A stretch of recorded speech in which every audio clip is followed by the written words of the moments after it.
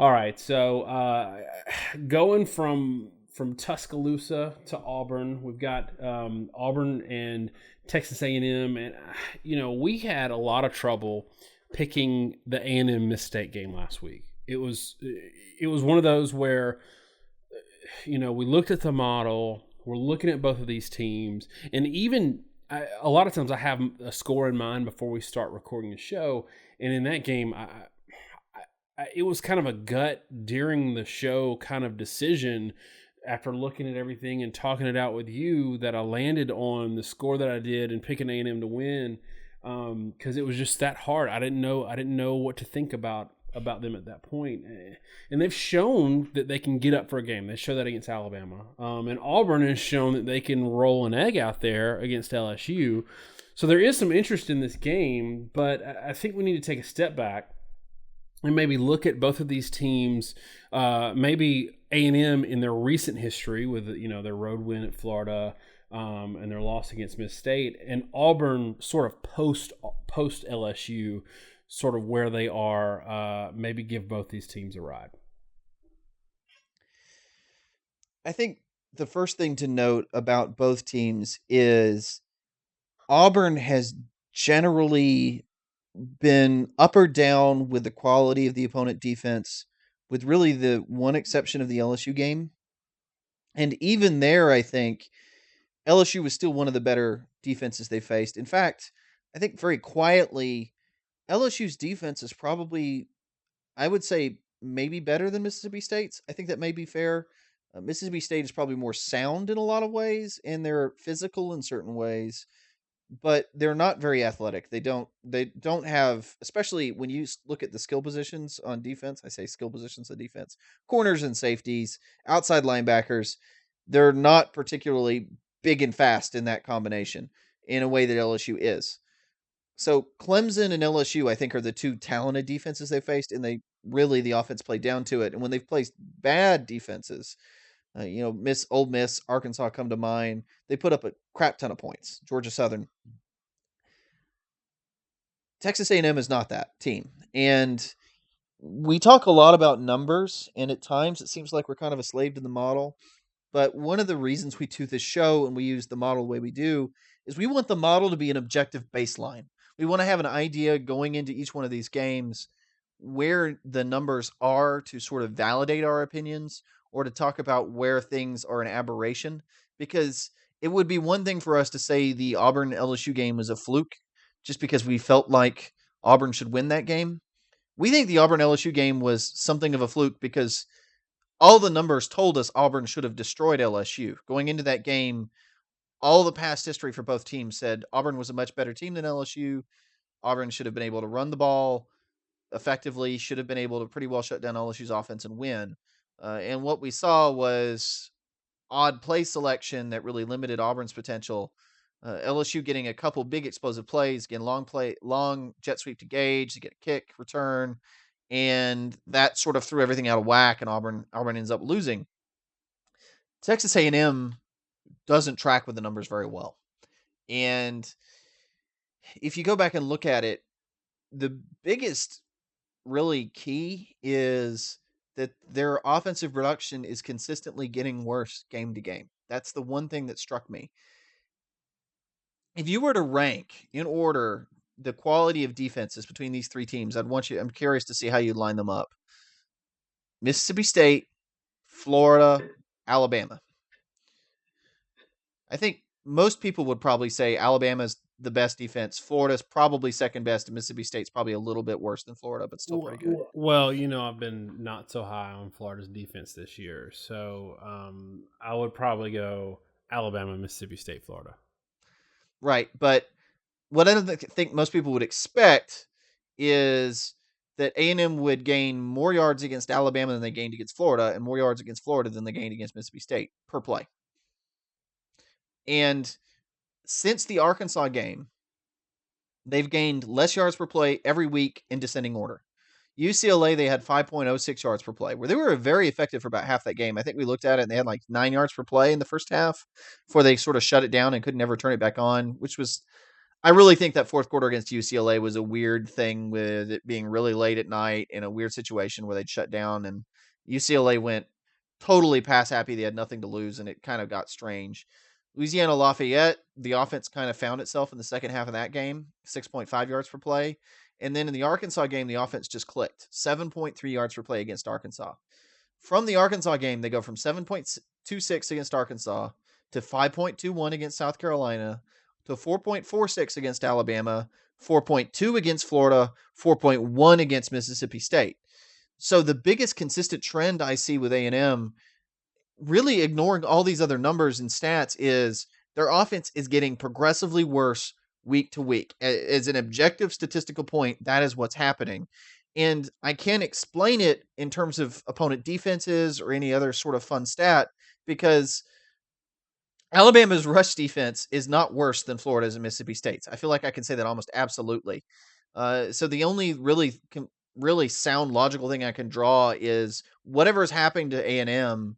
It's like Mond peaked in that second half Louisiana Lafayette game going into the Arkansas game, and from there he's just progressively lost confidence or gotten worse, or their play calling has lost confidence and gotten worse. And it's a really, again, we've seen A&M the past few years have second half implosions. Well, what I'm looking at statistically is a second half continual implosion offensively from A&M.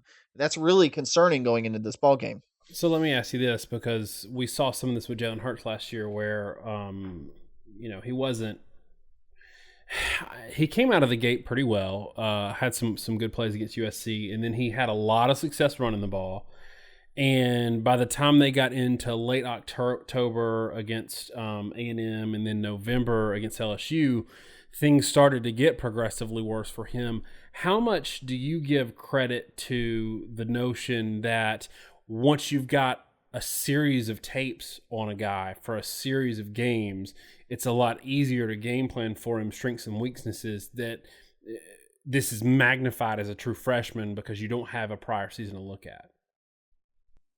I think maybe there's a lot of truth to that. I think sometimes when a guy comes in early, again, maybe those first few games of the season, the Louisiana Lafayette Arkansas game, maybe teams didn't quite know who Mond was.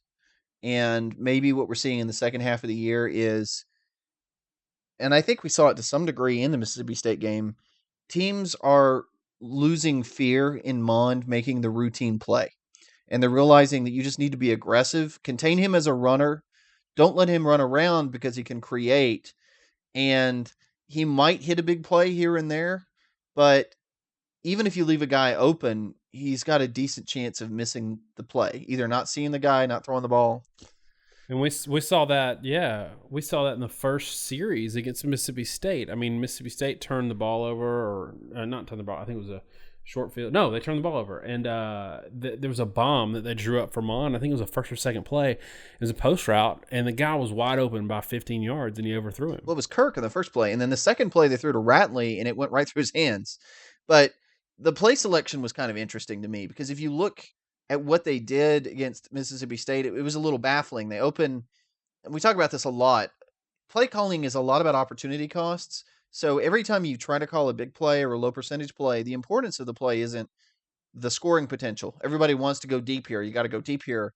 The offensive coordinator is saying, okay, what am I trading off? Because if I go deep here, do I trade off a 4-yard play that gives me a much higher percentage chance of being, maybe I go deep on first down, but then maybe I face 2nd and 10. And it's really hard to run twice and get a first down on 2nd and 10. Or on first down, do I run here to set up 2nd and 6, where I can run or throw and I don't need a ton of yards? And if I run, maybe I get a first down with one run. If I throw, I can get 6 yards. And maybe on 2nd and 6, I can take the shot. And no, on 3rd and 6, I have some variety in my play selection. So it's all about opportunity cost. It's as much about what you give up by calling a play as it is what you can get if it works correctly. A&M for the past 2 years has been a run team. I mean, their success comes from running the ball. They only average 6.5 yards per attempt, which is quite low. We talked about last year how they averaged more yards per carry than they did yards per attempt with Trevor Knight, which was just kind of incredible. The first 3 plays are a incomplete pass, then after a false start, and a short, it was a no gain pass by Mond. So they go 3 passes, 3 and out. Next possession by A&M, they have a 5-yard run. They have a pass, run,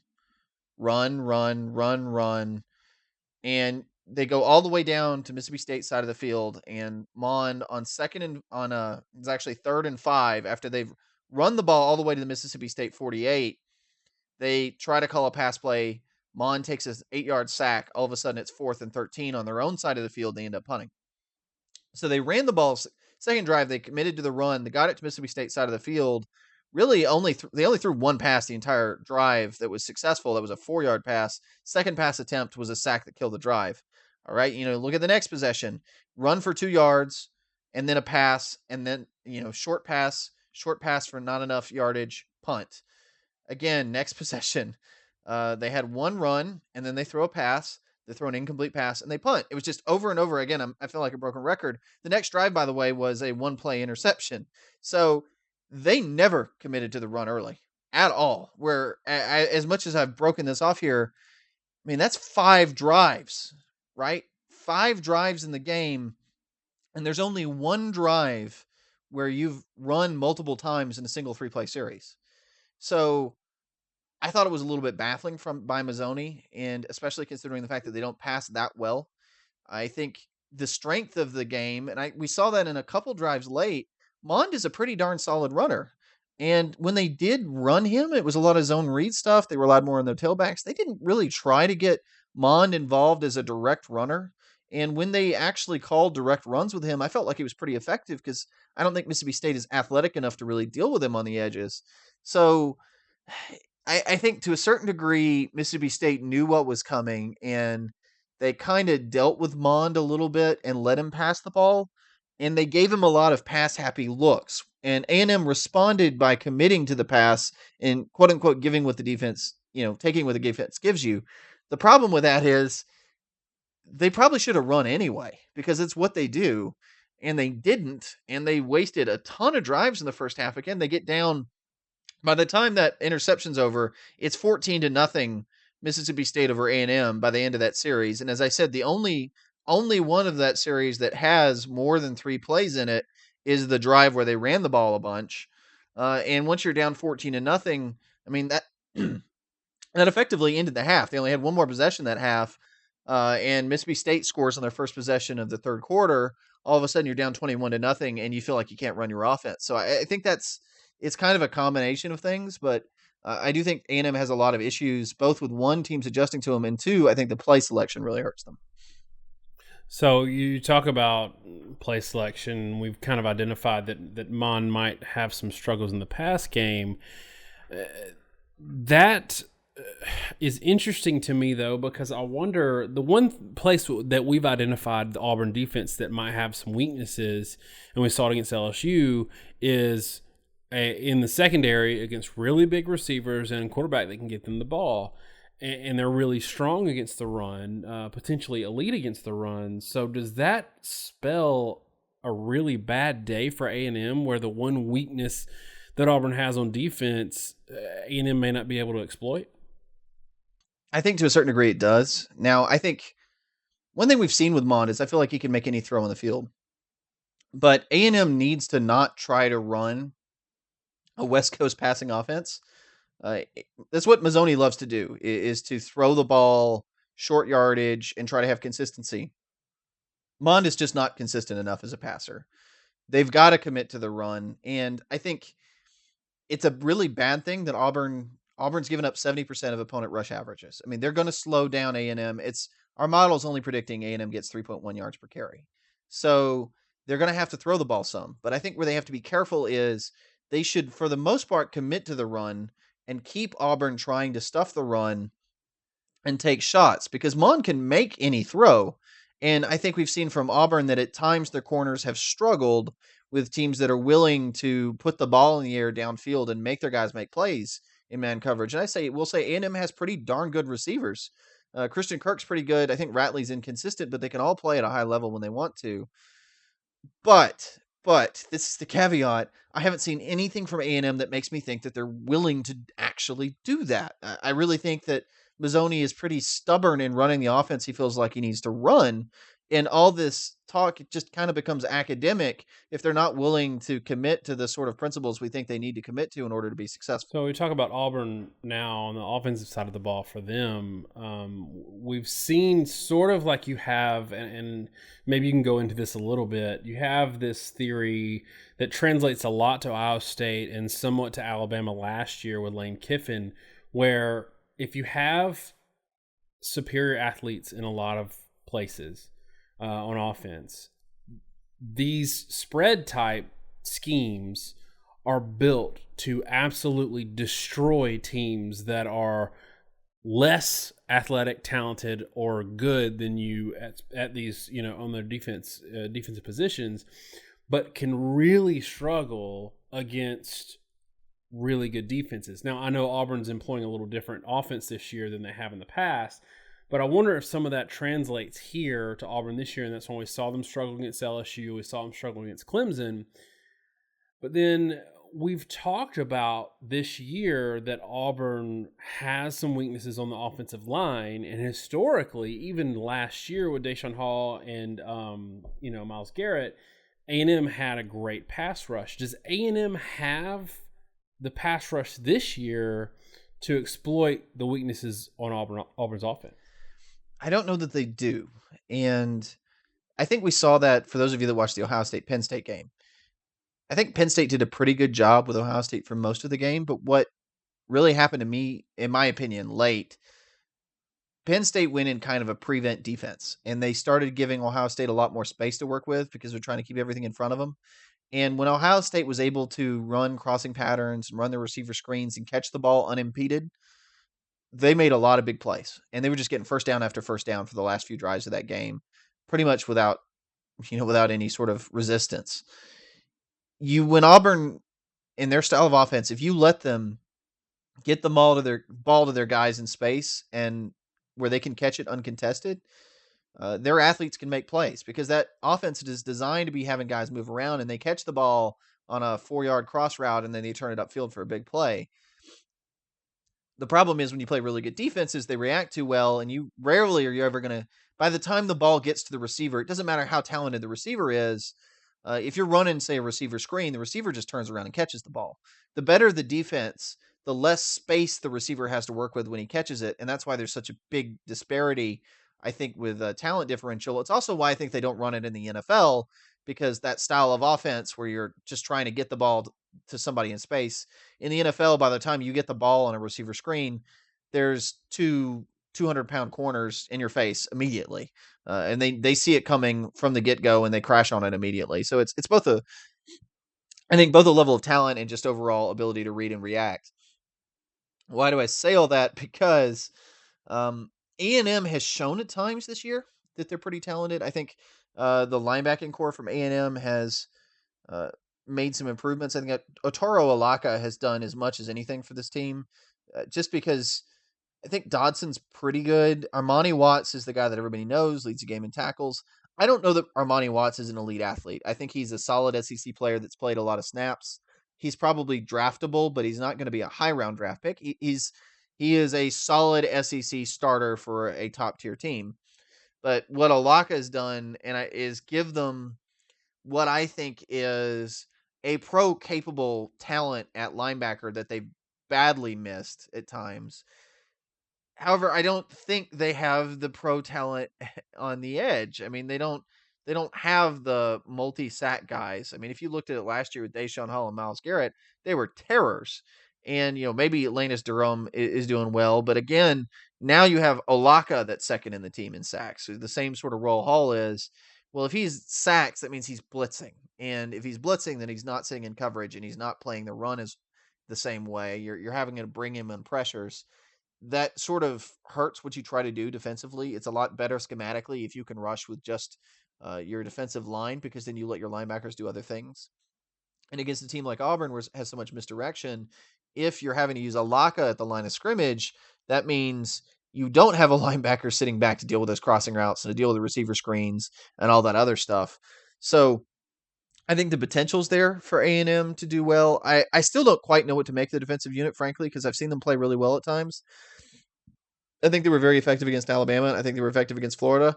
They were bafflingly ineffective against Mississippi State. So I think if you were to nail me down and say, what do I think about it? I think my gut instinct is to say when you're relying on linebackers to get sacks at a frequent level, I think that's probably bad sign against Auburn because while you can be really disruptive, it's going to leave a lot of guys free at the second, right at that second level, and Auburn can do a lot of misdirection stuff. The caveat again, though, is Auburn willing to call plays that exploit it themselves? We talked about the LSU game. Everyone talks about this, 17 consecutive runs on first down. LSU struggles a little bit against the run this year. They're a pretty darn good pass defense, and they've been at times shoddy run defense. I have no problem if Auburn want to commit to the run. My problem was on the 14 second and third down plays they ran, they only ran the ball 4 times of 14. They had 10 passes. So they had those first down runs, some of which went for first downs. And then on second and third down plays, they almost they passed the ball about 80% of the time. And a lot of those were vertical shots. So they weren't trying to stress LSU's linebackers. There's no real intermediate passing game. Well, if you play that kind of offense, then you can negate all the advantages you have with a run game. And the fact that A&M may commit their linebackers and they are very aggressive defensively at times right now with Chavis, kind of because he has to be with using linebackers to generate pressure. Well, I mean, that's not going to matter if you take deep shots because the linebackers aren't the guys in coverage if you're throwing seam routes or go routes. Those are the safeties, and A&M's Watts is a pretty solid safety. So a lot of this for both teams, what I'm kind of coming away with here is a lot of it is play selection, and both of them have a lot of potential, but it's really hard for me to judge both these teams because they have both, in my opinion, hamstrung themselves so much with play selection over the course of the season. Now, I want to talk a little bit about this Auburn offense and specific personnel. Coming into the season, there was a whole lot of hype for Stidham, and I think he's caught some unfair criticism because of play selection and having to play behind an offensive line that's not been great. I want to hear sort of your assessment to him thus far and whether or not you think he's good enough to carry the team to a championship level, assuming all parts equal. Is he that guy? And I know we've seen Cameron Pettway come back, and that's an important player in this offense, but I've never thought that Cameron Pettway was this elite running back that Auburn fans wanted to make him out to be last year. I've always been higher on Kerryon Johnson. You can check the tape from our videos last year. I always thought he was better for this offense than Pettway, and a lot of Auburn fans are going to disagree with me, but what he does bring to this team at this point in the year that they need is depth. But we know they can run the ball. We know they're going to, against A&M, that's a decent run defense, they're still going to get theirs on the ground. Tell me what you think about Stidham thus far, and tell me if you think he's a good enough quarterback. Let's say that Auburn wins out and controls their own destiny and beats Alabama. Is he a good enough quarterback to play on that elite level? I think he probably is. I think, and we've said this through much of the year, Stidham was really, in both our minds, really unfairly lambasted for the Clemson game. He didn't have any time to throw against Clemson, and they had a lot of issues. We talked, again, same problem, right? They've ran the ball all the time on first down, but more importantly, they kept throwing the ball on every second, third down at an incredibly consistent clip. And what was happening is they would go max protect because they couldn't block them. And I think the tackles were a serious issue. The Prince just couldn't handle anybody on left tackle, and he didn't have any time to throw. And when he did go to throw, because they were in max protect, he only had 3 receivers deep. Clemson knew they were throwing, and they would drop 7 guys in coverage to cover 3 receivers. No quarterback's going to look good in that environment. You can't throw well when every receiver is double covered. The rest of the season, he's been extremely effective. I mean, 9.8 yards per attempt against Mercer. Everybody complains about that game. We've talked a lot. That was a 5 turnover game. That's what happened against Mercer. Auburn dominated that game statistically the way they should. They just turned the ball over repeatedly. Over 10 yards per attempt against Missouri, 15 yards per attempt against Mississippi State, 11 yards per attempt against Ole Miss, 9.5 against Arkansas. The one aberration, LSU, 6.5 yards per attempt. But I think what's interesting is he had 6.3 yards per attempt, but he was only 9 of 26 passing. And what that's really indicative of is Auburn made him throw low percentage plays just over and over again. And he got 165 yards on just 9 completions. I mean, he averaged that's like 17 yards per completion. They just didn't give him a lot of completable throws to do anything with. So I think Stidham is a very capable quarterback. I think at times they've put too much on his plate, but if you allow him to run the offense the way he really needs to run it, which is as we said in our quarterback preview to start the year, you have to look at him like he's a Bo Wallace. He can run the ball enough to keep teams honest, and he can do some things in the zone read game. He's not. It was amazing to me how many people thought that he was going to be the next Nick Marshall and be the same player. He's not a 4-3 guy, but he's a much more accurate passer. He has some issues with his ability to read the field at times, but he can make most any throw on the field. I think he's a little bit more live arm than Wallace, but size, weight are almost exactly the same height, almost exactly the same weight. I think their 40 times were matched almost exactly. I mean, Wallace was the number one dual threat JUCO player when he came out. The thing is, they're not really letting him play like Bo Wallace. They're asking him to be, in my opinion, they're basically asking him to be a Baylor quarterback. They're asking him to make one read and chunk it deep. They're not. I don't know whether it's Stidham reverting back to what he was at Baylor that he's throwing vertically or what he's being asked of him, but they're not giving him short, intermediate throws to complement the run game, and they're not mixing in the run and pass.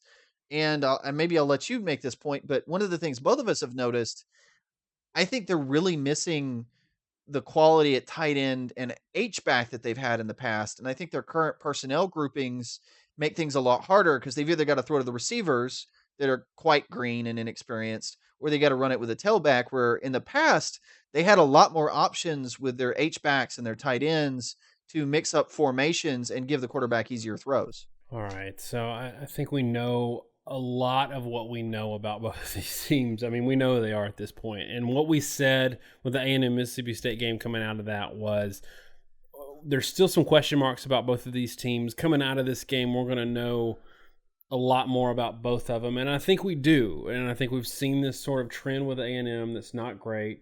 But I want to talk a little bit about what the numbers say. So tell us what the computer model says, and as always, tell us if you're tracking with that or if you feel like it's a little off. Right. So the computer model reflects basically exactly what you'd think. Auburn's a very good defense. The rush percentage is allowed at 71%. I should note that's actually continuing to decline a little bit, but still very, I mean, it's still elite, but it's not quite as groundbreakingly elite as it was. You can move the ball a little bit on them. Pass defense, 78% of opponent averages. That's very, very good. Again, floating around 80%, which is very good. Maybe some slight issues. It's real similar to what Alabama's pass defenses generally have rated out the past few years, where occasionally you can be beaten, but not normally. A&M, their defense is taking huge step backs week to week. A few weeks ago, when they played Alabama, they were sitting pretty, sub 70% rush defense allowed. Pass defense was pretty solid. They're now all the way back at 91% of opponent rush defenses, which is maybe above average, and they're 98% of opponent defenses, pass defenses, which is poor. Looking at the numbers, the way that plays out, Auburn is expected to be able to move the ball pretty well, less than 5 yards a carry, about 4.8 yards per carry, still about 8.5 yards per attempt, 6.2 yards per play. That's solid. It's not groundbreaking. A&M is expected to struggle. Only 3 yards per carry, only 5 yards per attempt, only 4 yards per play. About 3.95 is what it predicts exactly, but you get the point. Now, that's the lowest predicted output for A&M of the entire season.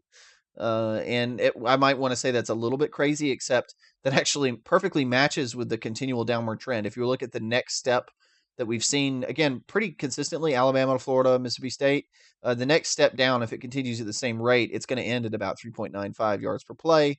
And it predicts them to get 17 points out of that. Auburn, with their production, 6 yards per play, expect to get 29. Predicted score 29-17. I think that's pretty realistic. That puts them. It's hard not to score a couple touchdowns in a game if your offense is moving the ball at all, just because it only takes a couple big plays. Mond's a scrambler. That's kind of what the model's seeing. And it figures they're going to get somewhere between 14 and 19 points that they scored in the last 3 games. 17 is right in the middle of that. Auburn, 29 points. Again, pretty fair. 6 yards per play. 6 yards per play is kind of a no man's land for them. It's better than they did against, say, LSU, but it's worse than they did against anybody else except for Clemson. There's a big hole with Auburn right now. We don't know what they'll do when they're somewhere in the big gap between Clemson LSU production offensively and the everyone else level offensive production. How do they do when they're somewhere in the middle? We don't know, and the model is going to kind of struggle with that. But I think 29 is probably a fair score. So 29-17 from that is the model's prediction. Personal prediction, again, I think that's pretty fair. I would say probably 31-17, a more realistic score. And I think Auburn solidly wins this game. I don't think it's going to be the blowout that they've seen recently, but I think the B-plus game is a pretty solid win by Auburn, with the caveat that both these teams right now offensively have a ton of hiccups with play selection. I think both these teams are prone to some level of offensive implosion, frankly. I think A&M is a lot more prone to it right now than Auburn is even. So I could see this game going wonky in a few different ways, but 31-17 is probably the most likely result. Yeah, I can see where you're coming from on a lot of this. I've in the back of my mind, I can't shake the LSU game play calling meltdown, but I also know that if Auburn's playing a team that's not equal or better than them, they have a tendency to magically find every perfect play call they need to win by 30 points. So from that standpoint, I really want to go with Auburn big, especially knowing I think they can limit A&M a little bit offensively. And I also wonder if we're starting to see, and I know we don't get into past history a lot, but if this pattern of Sumlin teams fading down the stretch is starting to be a real thing. And I know we saw, I think Auburn played A&M last year early. I can't remember. I think they played them early, and I wonder what it would have been like if they played them late, although you never know who was going to play quarterback there at the end of the year. So they played them in September last year. Okay, so all that to say, I think Auburn right now still has a lot to play for. I don't know that A&M has that much to play for. And I think the Auburn defense is good enough to really stymie Mond. I think Auburn's got a better defense than Mississippi State, even with the matchups that might not be great for Auburn. I'll take the 17 for A&M, but I'll take 7 of it late. Give me 37-17 Auburn. Okay. I mean, I can see it. And so I don't know where we go from here with Auburn because they've still got Georgia and Alabama looming. Obviously, I'm guessing they'd rather lose the Georgia game than the Alabama game.